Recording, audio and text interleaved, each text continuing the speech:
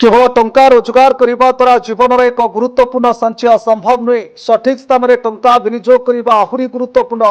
प्रायतः देखा जाए जे साधारण चाकरी किंबा व्यवसाय थिबा लोक माने सीमित आय सहित दीर्घकालीन एवं बुद्धिमान निवेश माध्यम संपत्ति निर्माण करती। तथापि किछि लोकंकर निवेश विकल्प विषय ज्ञान अभाव थाए एवं सेमाने खराब आर्थिक निष्पत्ति नियंती। यह आर्थिक क्षतिर कारण हुए।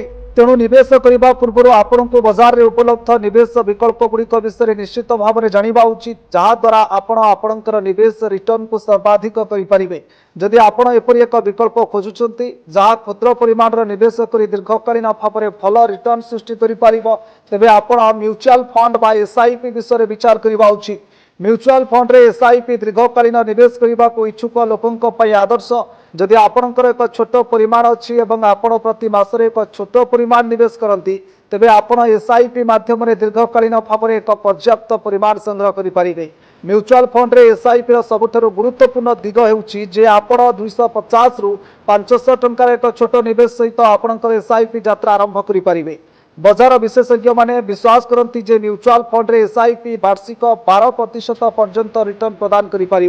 तथापि ए निवेश बजार विपदर सम्मुखीन हुए। तेणु बजार उत्थान पतन को भय करंतु नहीं।